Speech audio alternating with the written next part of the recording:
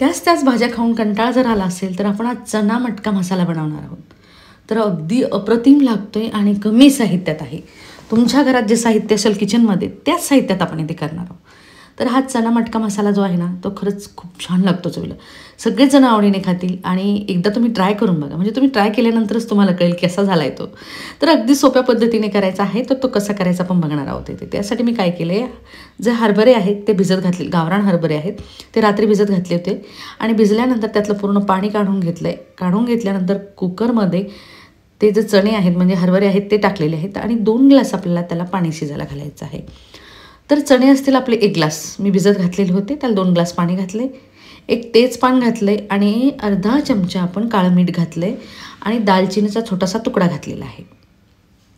तर हे साहित्य आपल्याला व्यवस्थित मिक्स करून घ्यायचं आहे आणि कुकरच्या चांगल्या 3 ते 4 शिट्टे होऊ द्यायचे. हे मिडियम गॅसवरती आपल्याला. तर चणे शिजेपर्यंत आपण मसाला काढण्याची तयारी करणार आहोत. तर इथे मी काय केलं आहे, 2 चमचे लाल मिरची पावडर घेतलेली आहे, 1 चमचा गरम मसाला घ्यायचा, मार्केटमधला कुठलाही घ्यायचा आहे, 1 चमचा धणे पावडर घ्यायची आहे आणि अर्धा चमचा हळद घ्यायची आहे.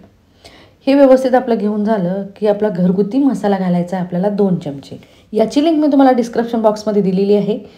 तर अगदी व्यवस्थित आपला मसाला झाला आणि घरगुती जो मसाला केलेला आहे तो खरंच खूप छान आहे चवीला. तुम्ही एकदा तरी बघा व्हिडिओ आणि ट्राय करून बघा, तो मसाला करूनच बघा. तर 1 वाटी पाणी घातलं आहे आणि मसाला चांगला मिक्स करून घेतला आहे. म्हणजे काय होईल, मसाला पाणी पिलं की आपण वाटण जसं करतोय ना तशा पद्धतीचा आपला मसाला होईल. तर तोपर्यंत आपण मसालासुद्धा तयार करून ठेवला आहे. तर आता पुढची तयारी करायची. तर मी चांगले 3 कांदे घेतलेले आहेत. कांदे आपल्याला चिरून घ्यायचे आहेत आणि मिक्सरमधून बिना पाण्याचे काढून घ्यायचे आहेत. म्हणजे आबडधोबड पेस्ट काढून घ्यायची आहे, जास्त बारीक नाही करायची. म्हणजे थोडीशी एकदम बारीक करण्याच्या अगोदर थोडंसं जे रवेदार असतं त्या टाईपची करायची आहे. तर पूर्ण कांद्याची पेस्ट आपण एका प्लेटीमध्ये काढून घेतो आहे म्हणजे आपल्याला पुढची तयारी करता येईल मिक्सरच्या भांड्यामध्ये. तर त्याच भांड्यामध्ये आपल्याला टोमॅटो घेतलेत मी 3, ते सुद्धा आपल्याला असेच काढून घ्यायचे आहेत. तर त्याची चांगली पेस्ट करून घ्यायची आहे, म्हणजे बारीक करून घ्यायचं आहे. कांदा थोडासा जाडसर ठेवायचा आहे आणि टोमॅटोची जी पेस्ट आहे ती बारीक करून घ्यायची आहे. तर ही पेस्टसुद्धा आपल्याला एका प्लेटीमध्ये काढून घ्यायची आहे. तर आता आपली पेस्ट तयार झाल्यानंतर आपण जे कुकर ठेवलेलं होतं ते बंद केला आहे गॅस आणि थंड झाल्यानंतर आपण एकदा चेक करून बघणार आहोत. तर चणे शिजले की नाही ते एकदा चेक करायचे आहेत. नाही शिजले तर आपल्याला परत कुकरमध्ये लावावे लागतील. तर चणे चांगले शिजून झालेत आणि थोडेसे ग्रेव्हीमध्ये सुद्धा शिजून जातील. राहिलेले 1% जे राहिलेले असतील ते ग्रेव्हीमध्ये शिजले जातील. तर आता काय करायचं, मटका घ्यायचा आहे. तुमच्याकडे मटका नसेल ना तर तुम्ही भांड्यातही करू शकता, पातेल्यातही करू शकता. तर चांगला 3 चमचे तेल घातलं आहे आणि तेल घातल्यानंतर अर्धा चमचा जिरं घातलं आहे त्यामध्ये. जिरं तडतडलं की आपली कांद्याची जी पेस्ट करून घेतलेली आहे ती घालायची आहे. तर कांद्याची पेस्ट आपल्याला चांगला रंग बदलेपर्यंत फ्राय करून घ्यायची आहे. जोपर्यंत कांदा तेल सोडत नाही आणि आपली पेस्ट थोडीशी ब्राऊन होत नाही तोपर्यंत आपल्याला हा कांदा फ्राय करत जायचा आहे. म्हणजे कांद्याची जी कच्चेपणाची चव आहे ती थोडी कमी करायची आहे आपल्याला. त्याने काय होईल, भाजीला टेस्ट खूप छान येते. म्हणून आपण इथे कांदा फ्राय करताना चांगला ब्राऊन होईपर्यंत फ्राय करून घेणार आहोत. तर इथे कांद्याचा रंग चांगला बदलत आलेला आहे, म्हणजे चांगला ब्राऊन होत आलेला आहे, म्हणजे कांदा फ्राय झाला आहे आपला. आता या स्टेजवरती आपल्याला टोमॅटोची पेस्ट जी करून घेतलेली आहे आपण ती घालायची आहे. तर ती घातल्यानंतर ते सुद्धा आपल्याला व्यवस्थित तेल सुटेपर्यंत फ्राय करून घ्यायचं आहे. ही प्रोसिजर जी आहे ना भाजी करण्याची, म्हणजे शिजायला चणे शिजायला वेळ लागत नाही, फक्त ही प्रोसिजर म्हणजे फ्राय करण्याची जी प्रोसिजर आहे त्याला थोडासा वेळ लागतो आहे. तर थोडासा गॅस फुल करून एकसारखा चमचा फिरून जर केलं तर 10 मिनटात तुमची ग्रेव्ही फ्राय होऊन जाईल. तर इथे व्यवस्थित चमचमीत आपली फ्राय होते, म्हणजे तेल सुटायला लागलेलं आहे टोमॅटो आणि कांद्याला आणि ग्रेव्हीचा जो रंग आहे जसा पाहिजे आपल्याला तसाच आलेला आहे, म्हणजे खूप छान आलेला आहे. तर आता इथे व्यवस्थित तेल सुटेपर्यंत आपण टोमॅटो फ्राय करून घेतला आहे, तुम्ही बघू शकता. म्हणजे आपला टोमॅटोसुद्धा कच्चा राहिलेला नाही आहे. तर आता काय करायचं आहे, व्यवस्थित फ्राय करून झाल्यानंतर गॅस थोडा मिडियम करायचा आहे आणि आपण जी पेस्ट मसाल्याची करून घेतलेली तुम्ही बघू शकता. अगदी आपण वाटण करतो ना त्या टाईपचं फुगून झालेलं आहे. मसाला चांगलं पाणी ऑब्झर्व करून घेतले, त्यामुळे काय झालं, मसाला वाटण केल्यासारखी पेस्ट झालेली आहे. त्याने काय होतं, तुम्ही म्हणाल आपण कोरडे टाकले तर काय होईल आणि भिजून टाकले तर काय होईल. तर कोरडे मसाले ज्यावेळेस आपण वापरतो ना त्यावेळेस त्याचं टेक्स्चर स्मूथ येत नाही आणि आपण ज्यावेळेस पाण्यात मिक्स करून मसाला वापरतो एखाद्या कुठल्या ग्रेव्हीच्या भाजीला, त्यामुळे काय होतं, वाटण करून केल्यासारखी भाजी वाटते तुमची. तुम्ही कुठली भाजी करा, मसाले जर तुमच्या घरी असतील आणि तुम्हाला बिना वाटण करण्याची करायची असेल तर मसाले अशा प्रकारे जर भिजवलेत ना तर खरंच खूप स्मूथ भाजी आणि वाटण केल्यासारखीच भाजी वाटेल तुम्हाला. तर आपला चांगला मसाला झाकण ठेवून आपण शिजू दिला आहे, म्हणजे तेल सुटेपर्यंत शिजू दिला आहे त्याला.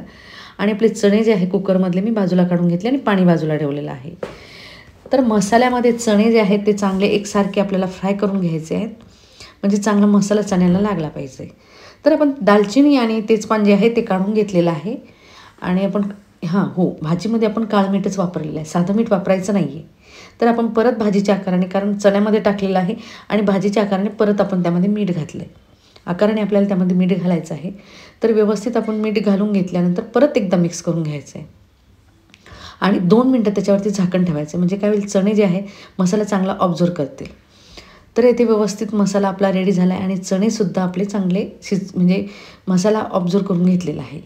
तर आता काय करायचं आहे, थोडेसे मसाले फ्राय करून झाले की त्यामध्ये आपलं जे पाणी आहे चण्याचं ते पूर्ण घालायचं आहे. तुम्ही म्हणाल इतकं पाणी खूप पातळ झालं आहे, नाही, अजिबात नाही. थोडंसं जे 1% चणा शिजायचा राहिलेला आहे आणि आपण जेव्हा शिजून घेतो ना चणा यामध्ये, तो मसाला चणे ऑब्झर्व केलं की चणेसुद्धा खायला खूप छान लागतात, म्हणजे हरभरेसुद्धा खूप छान लागतात खायला.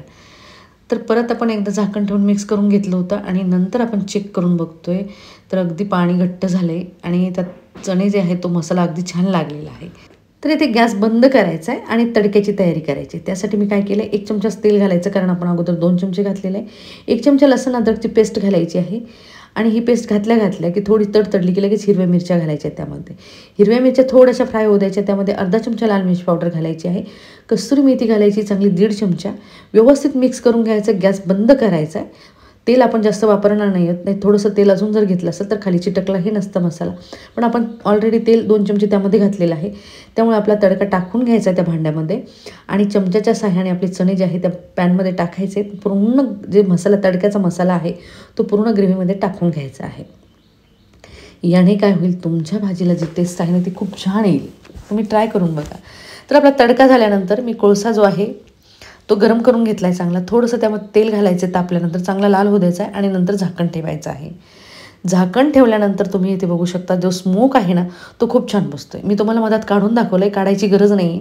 पूर्ण थंड होईपर्यंत काढायचा नाही, असा थंड झाल्यानंतर काढायचा आणि वाटी काढून आपल्याला भाजी रेडी आहे खायला. तर मस्त चणे लागतील हे. एकदा तरी ट्राय करून बघा. आणि स्मोक जो आहे ना, तुम्हाला कोळसे कुठेही मिळतील, म्हणजे किराणा दुकानामध्ये मला माहिती नाही, पण मी बाहेरून ज्यावेळेस घेते ना भाजी मंडीत मला कोळसे मिळून जातात, तिथे तुम्हाला मिळून जातील. म्हणजे तुमच्याकडे मिळत आहेत का नाही मला माहिती नाही, पण मला भाजी मंडीमध्येच मिळालीत. तर अगदी स्मोकसुद्धा खूप छान दिलेला आहे आपण, त्याने फ्लेवर खूप मस्त येतो भाजीला आणि ग्रेव्हीसुद्धा मस्त झालेली आहे. तर गरमागरम भाजी खायला घ्यायची पोळीसोबत, भातासोबत, तुम्ही कशासोबत, तंदूर करा, काही करा किंवा कुलचे करा, काही करा, पण छान लागेल. मस्त मी पुऱ्या केल्यात गरमागरम आणि गरमागरम पुऱ्यासोबत आपल्याला चणे जे खायचे आहेत ना खरंच खूप मस्त लागतील. मस्त लिंबू पिळायचे वरतून आणि पुरीसोबत तुम्ही एकदा तरी ट्राय करून बघा. मी म्हणते म्हणून नाही, पोळीसोबत कशासोबतही करा, पण एकदा चणे ट्राय करा. तर अगदी सोपी आणि झटपट होणारी रेसिपी आहे आणि तुमच्या घरात जे साहित्य आहे त्याचनुसार आपण केलेली आहे. असं काही नाही खूप काही साहित्य किराणा दुकानामधून आणावं लागतं आणि नंतर भाजी करावी लागते, असं काहीच नाही आहे. तर अगदी सोपी आणि झटपट होणारी भाजी तुम्हाला आवडली असेल तर माझ्या चॅनलला सबस्क्राईब, लाईक, शेअर, कमेंट करायला विसरू नका. तर चला भेटूया अशा सोप्या सोप्या आणि झटपट होणाऱ्या आणि नवीन नवीन रेसिपीसोबत. तोपर्यंत बाय.